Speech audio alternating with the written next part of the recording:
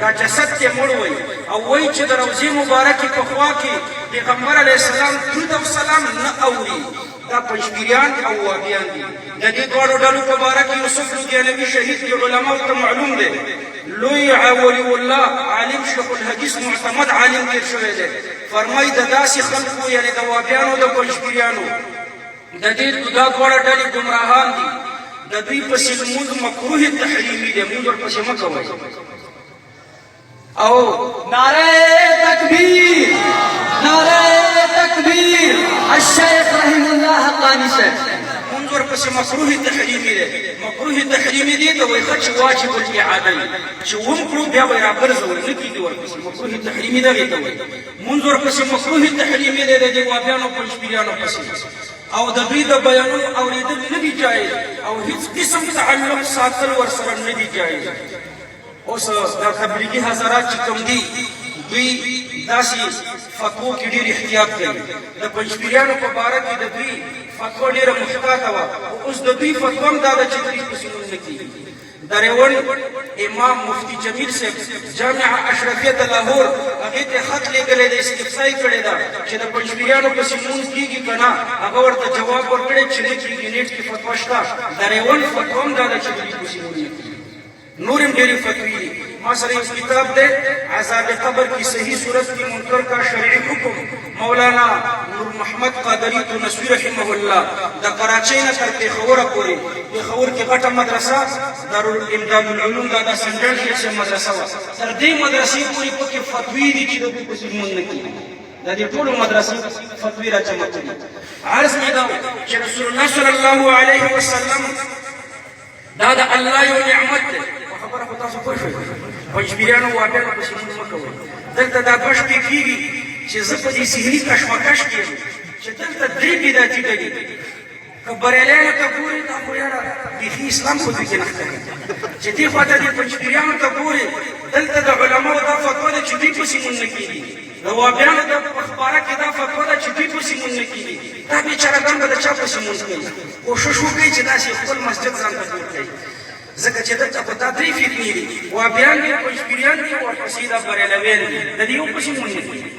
نو چې نه کېږي ځان ته مسجد جوړ کړئ عرض مې دا و چې الیاس ګومن صاحب هغه خو یو ډېر لوی عالم دی هغه فرمایي چې یو عالم راته وویلې یو مسجد د بریلویانو دی بل د وهابیانو دی کوم یو ته ورشم دا وهابیان لږ توحید ته نږدې دي وایي ما ویلې چې دوی ته به ورشم وایي نه ګوره وهابیان ډبل بدعتیان دي او دا بریلیان سنګل بدعتیان سنګل بدعتیان د دې وجې نه دي بریلویان چې دوی شرک فی صفات کوي شرک فی صفات کې د الله صفتونه مخلوق ته ورکوي رسول الله صلی الله علیه وسلم ته د الله صفتونه ورکوي لکه علم الغیب د حاضر او ناظر د داسې نور صفتونه دي او د الله صفتونه پیغمبر علیه السلام ته ورکوي وهابیان چې دي دوی په ذات کې شرک کوي د الله په ذات کې ځکه دوی الله ته مکان ثابتوي او د علما پوهېږي مکتبې ته چې راشي کتابخانې ته او د مکان لفظ پکې راواړی نو د مکان سره یې لیکلي جسم څوک چې په مکان کې وي هغه جسم لري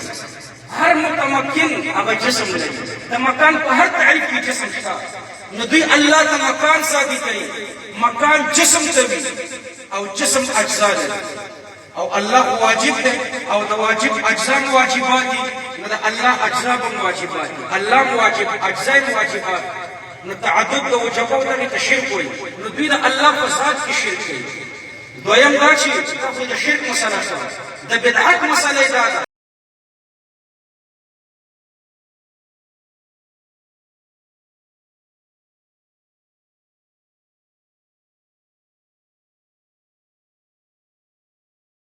خرافات هم پکې ورزیات کړي پنځم شی پکې ورزیات کړي نو په دین کې یو شی ورزیات کړی او وهابیانو دوه کټ کړي یو زیاتول بدعت دی دوه کټ کول ډبل بدعت دی دوی اجماع کټ کړی دی او قیاس یې کټ کړی دوه شیان یې کټ کړي نو دا ډبل بدعتیان دي خلاصه دا ده چې ما درته مسأله دا ذکر کړه چې د دې فتنهګرو د دې بدعتیانو پسې لمونځ مه کوئ زمونږ د فقه اولنی کتاب د نور الغذا هغې کې لیکي وایي بدعتي پسې لمونځ مه کوئ او دا درې ډلې بدعتیان دي عرض مې دا چې د الله په نعمتونو کې د ټولو نه غټ نعمتونه یو د پیغمبر علیه السلام ذات دی او بل د پیغمبر علیه السلام بعثت دی. دا دوه غټ نعمتونه او د دې غټ نعمتونو شکریه به مو ته ادا کوو.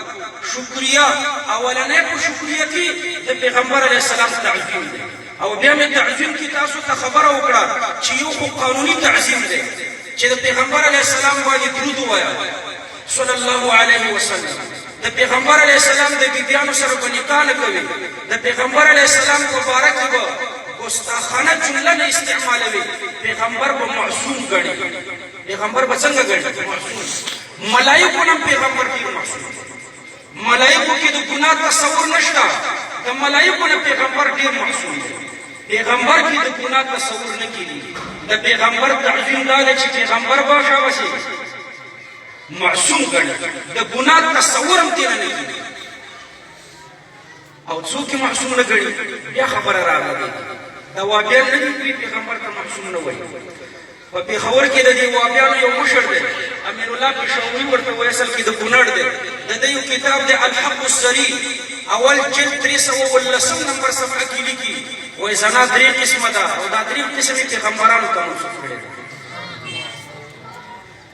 د ده یو تفسیر دی حکمت القرآن په هغې کې لیکي وایي یو معصیت د ابلیسو بل معصیت د آدم علیه السلام د ابلیس د معصیت دپاره علت عجب او کبر او د آدم علیه السلام د معصیت دپاره علت وایي هوا او خواهش حرص او خواهش.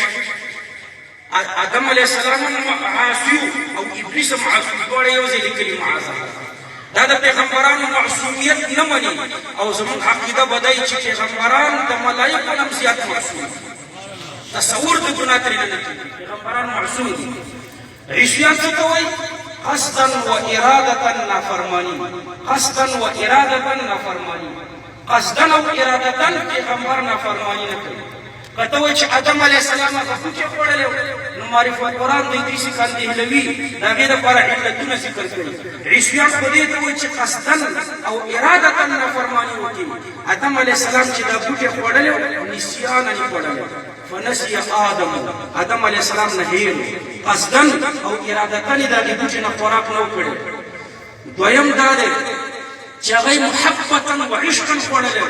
شیطان ورته ویلي چې زه داسې یو نسخه درته ونه ښیم چې ستا به د هغې نسخې په استعمال به د الله قرب تا ته همیشنی وي.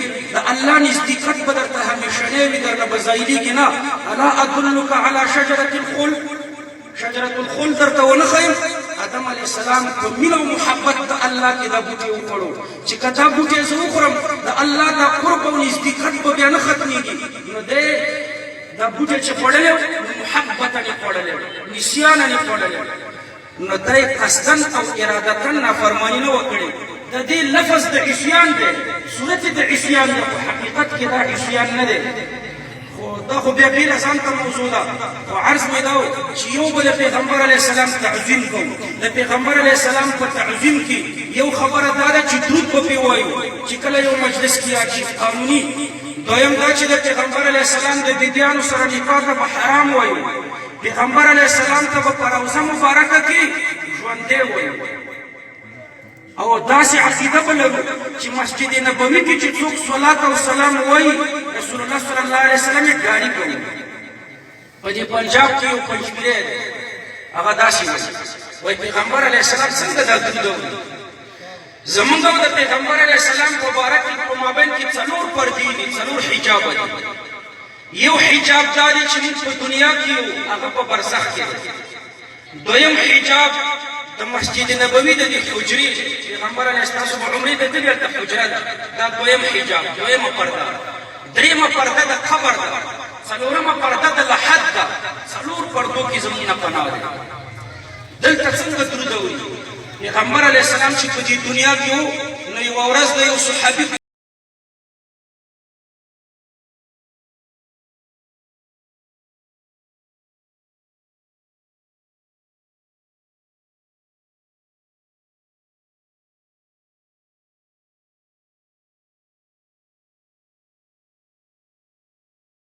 سره غلی غوندې وایي وعلیکم السلام د دې لپاره چې پیغمبر علیه السلام یې وانه وایي.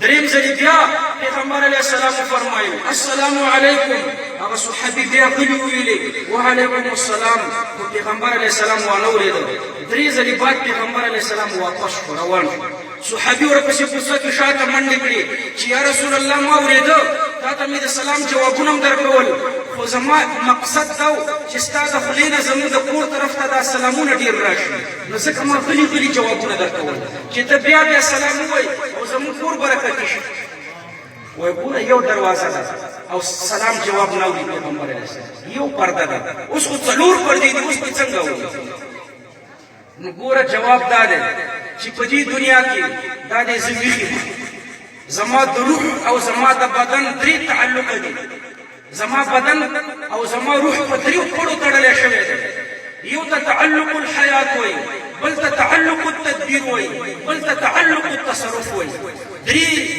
پړي دي چې زما روح او زما بدن سره تړلی تعلق الحیات د دې په وجه زه ژوندی تعلق التدبیر د دې په وجه زما داخلي نظام روان دی زه پرې پوه نه یم رګونو کې وینه روانه ده زړه حرکت کوي سږي خپل فعالیت کوي معده خپل فعالیت کوي ټول داخلي نظام دا د تعلق التدبیر په وجه باندې روان دی دریم تعلق التصرف د دې په وجه زه کینم پاڅم زم راځم شعوري حرکات چې کومه دا تعلق التصرف دی نو ګوره زه ویښ یم زما د روح او د بدن درې تعلقه دي نو روح ډېر مضبوط تړلی شوی دی پرواز یې کمزوری دی قوي پرواز نه لري بیا چې زه په دې دنیا کې ویده شم نو بیا یو تعلق کټ شي دوه پاتې شي تعلق التصرف کټ شي دا دوه تصرفه پاتې شي یو تعلق الحیات او بل تعلق التدبیر دا دوه پاتې شي یو پړی کولاو شي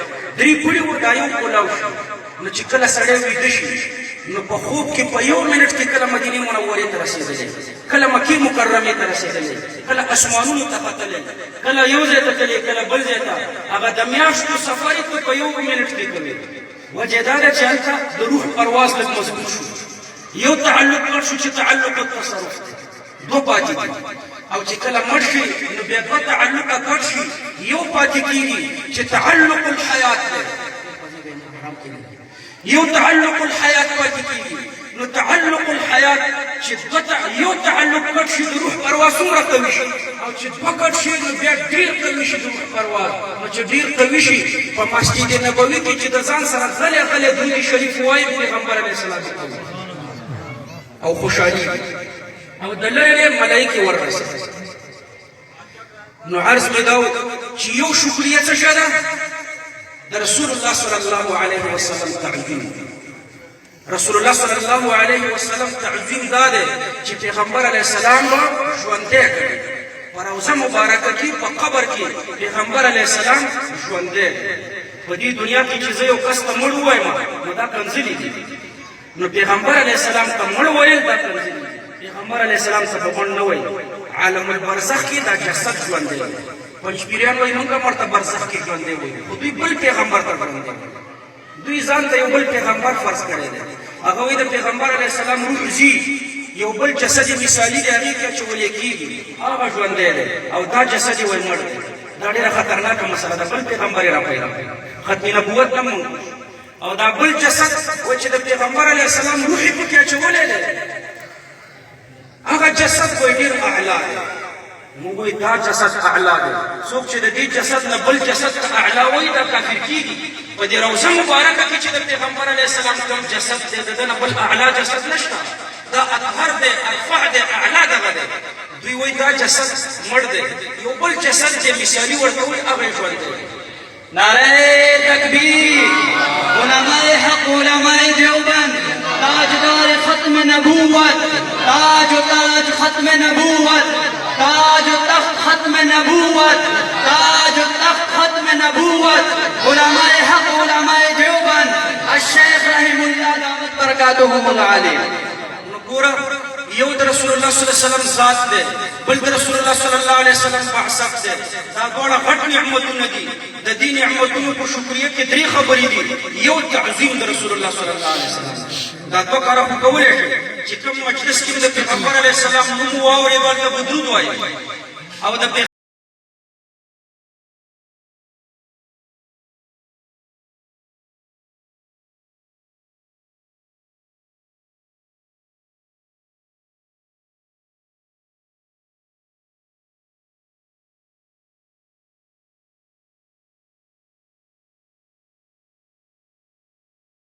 تعظیم دی یو اخلاقی تعظیم دی اخلاقی تعظیم دی خواص کولی شي د هغې په پرېښودو ګناهګارېږي نه خو هغه اخلاقي تعظیم هم د پیغمبر علیه الصلاة والسلام چې څومره دې وس رسېږي کوئ یو واقعه درته ذکر کړم د اخلاقي تعظیم سره تعلق لري امام اعظم ابو حنیفه رحمه الله موږ د چا په مذهب امام اعظم ابو حنیفه رحمه الله دا وابیان په تاسو اعتراض کوي وایي ته د محمد علیه السلام په مذهب یې که د امام صاحب په مذهب نو تاسو به جواب داسې ورته ورکوئ زه د محمد علیه السلام په دین یم د امام صاحب په مذهب یم که وابیانو درته ویلي د محمد علیه السلام په مذهب یې که د امام صاحب جواب کې به ورته وایي چې موږ د محمد علیه السلام په دین یو او د امام صاحب په مذهب یو دین او مذهب کې فرق دی یو کتاب دی تحفه اثنا عشریه شاه عبدالعزیز صاحب لیکلی دی قید 85 د شیعهګانو یو فریق یې ذکر کړی دی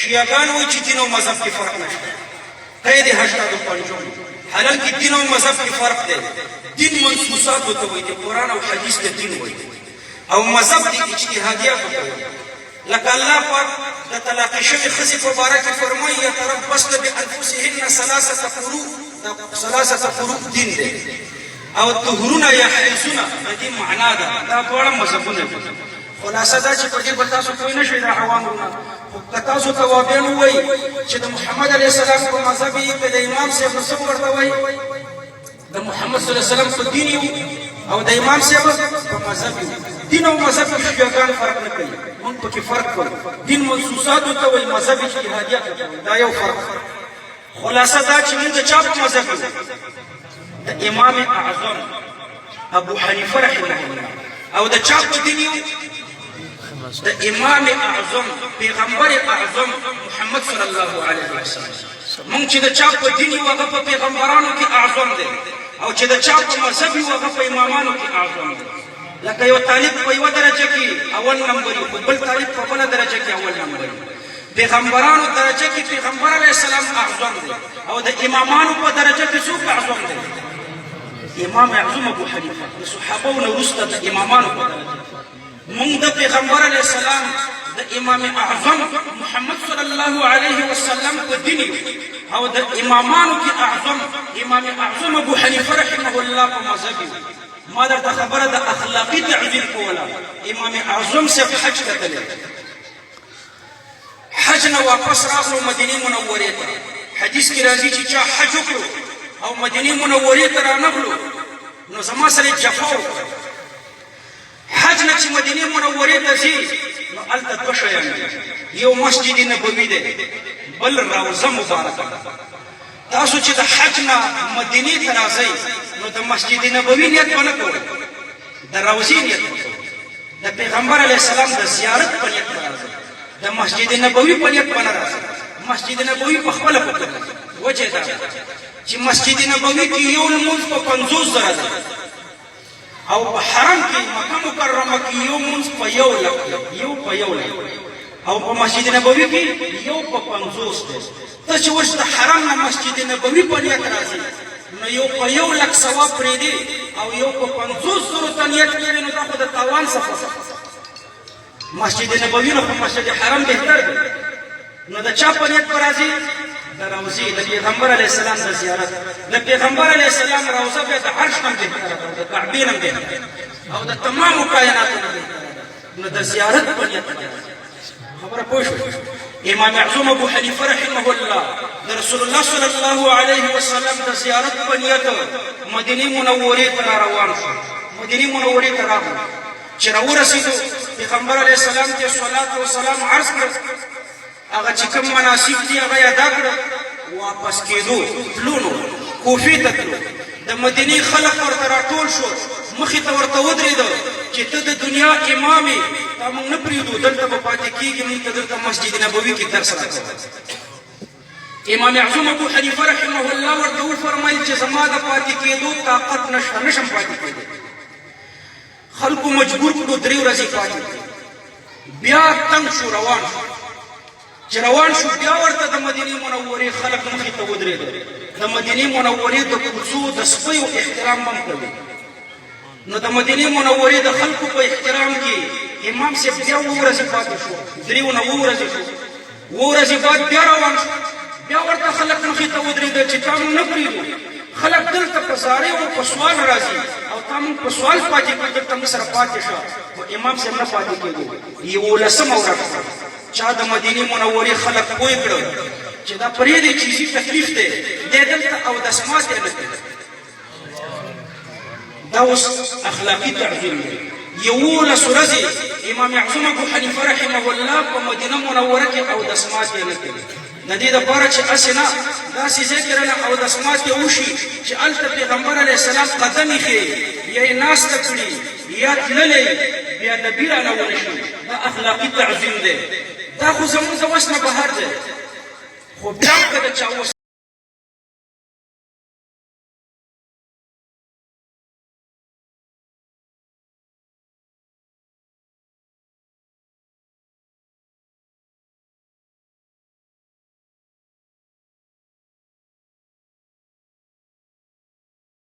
څلور میله لرې به یې څپلۍ ویستې او په دې سره ځمکه بلوڅي کې روان او په ځان به هم نه پوهېدو. ما ورته خو داسې نه شو کولی، خو دا اخلاقي تعظیم دی. نو یو شکریه دا د رسول الله صلی الله علیه وسلم تعظیم دی، قانوني او اخلاقي.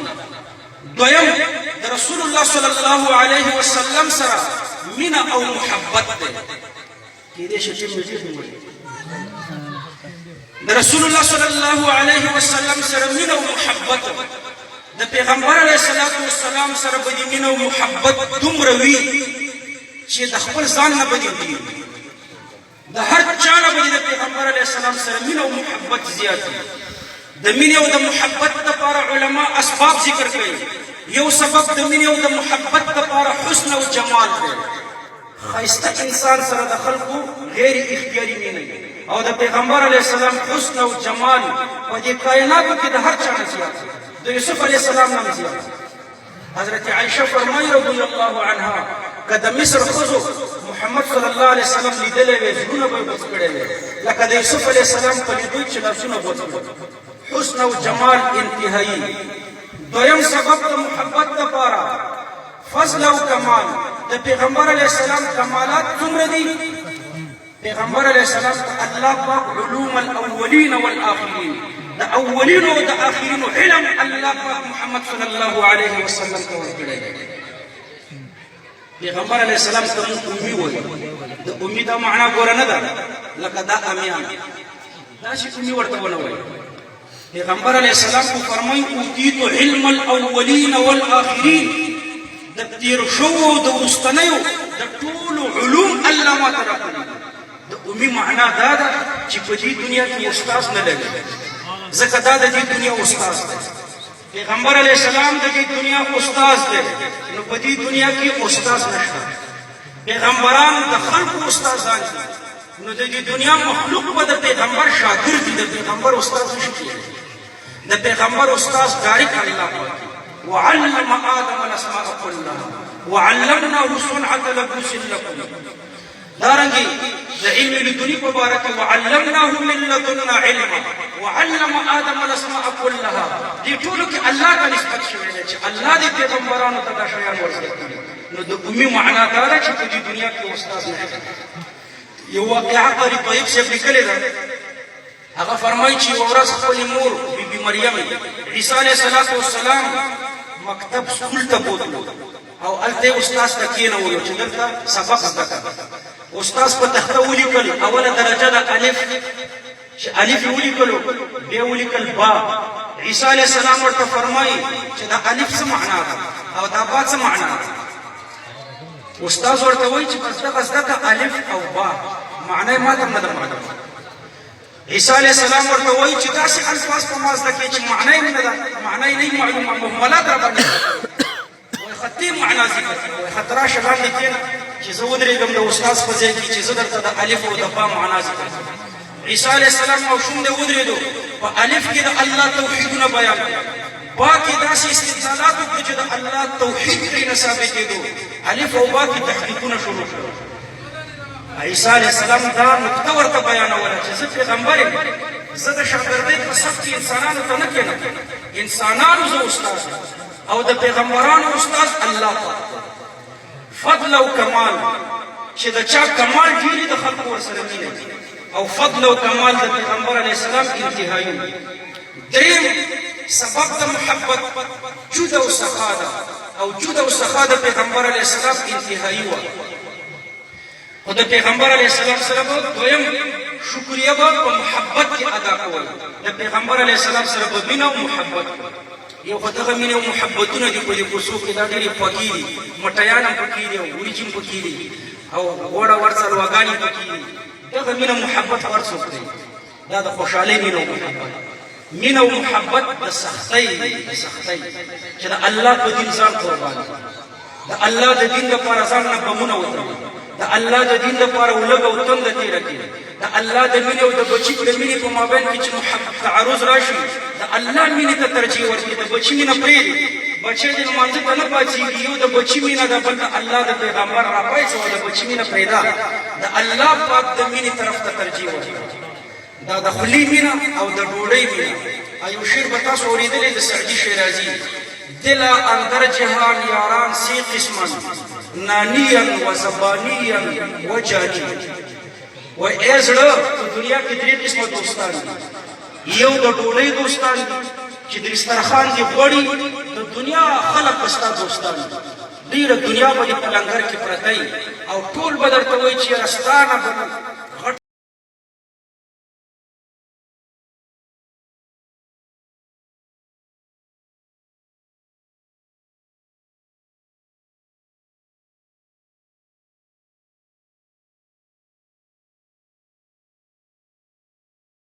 دې ته ورسېږي نو د دنیا چپړوسان به وګوري.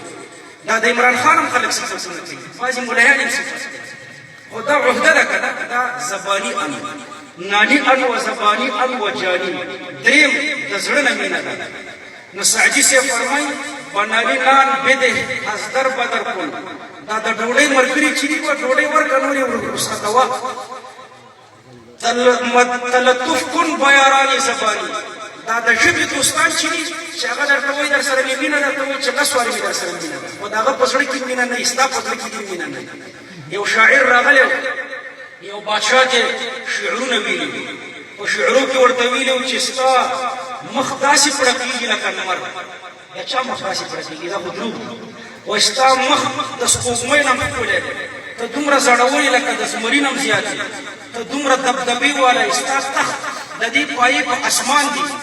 دا خبرې چې ورته وکړې په ژبه نو بادشاه ورته وایي زه ټیک ده سبا ته راشه 2000 روپۍ به درته درکړم.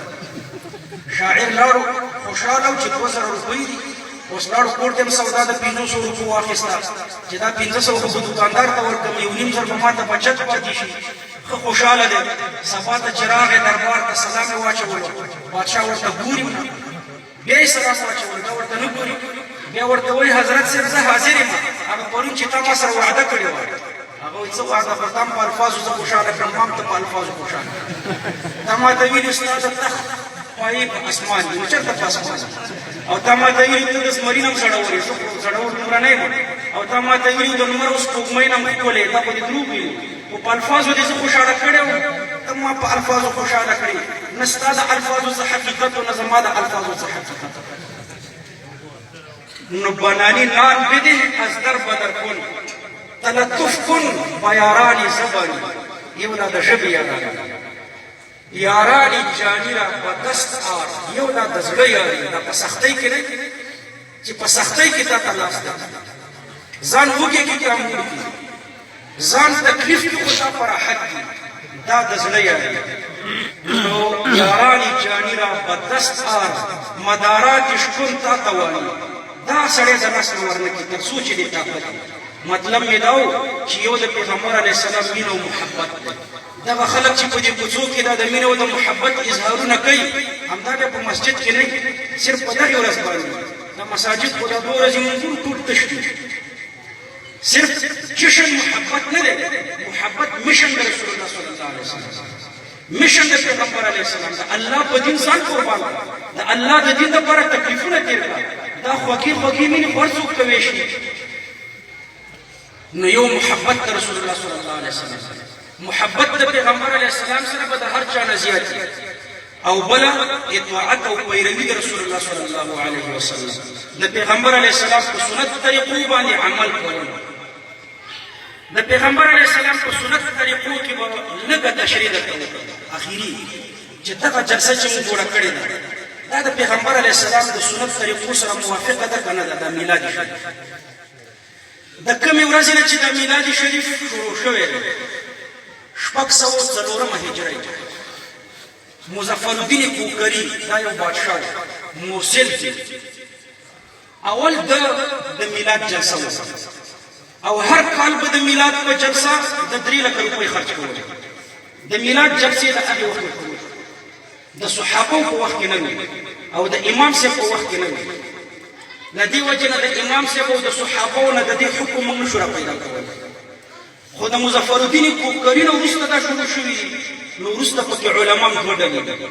څوک وایي دا جلسې مه جوړوئ دا بدعت او څوک وایي دا جلسې جوړوئ دا مستحب دي دواړه طرف ته انتهایي دلایل دي او میدان ګرمې په دې میاشت کې زه هم دا 3 ورځې دوی سره ډېر سخت مصروف وم په دې ګاډي کې په لارو کې بس دا تپوس دی او جواب دا اوس بدعت دی که دا مستحب دی دا څه شی دی یو لوی درجن د علما چې په یوه ګنټه کې نومونه نه خلاصېږي دوی وایي دا بدعت او په درجنونو علما چې په یوه ګنټه کې د دوی نومونه هم نه خلاصېږي هغوی وایي دا مستحب خو ګورئ آپ کے مسائل قرآن کا حل دا ډېر لوی عالم لیکلی دی او ډېر بهترین کتاب دی هغه فرمایي چې د دې دوه طرفه نه مطلقا بدعت دی نه مطلقا مستحب دی بلکې یو طرف د مستحب والی دی بل طرف د بدعت والی دی چی د بدعت والی طرف ته کتلي ټولو ته بدعت ویلی چی د مستحب والی طرف ته کتلي ټولو ته مستحب ویلی دی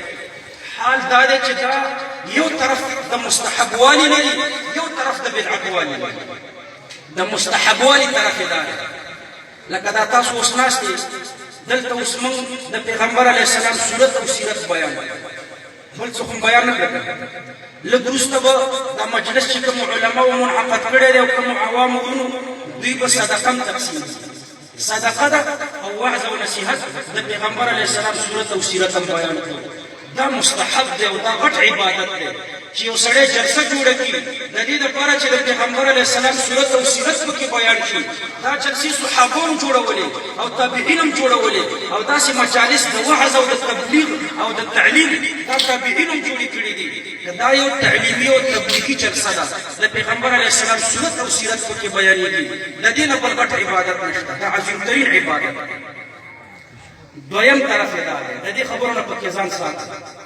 د دې خبرو نه ځان ساتي چې بیا ګناهګاري کوي اوله خبره د بدعت والی ده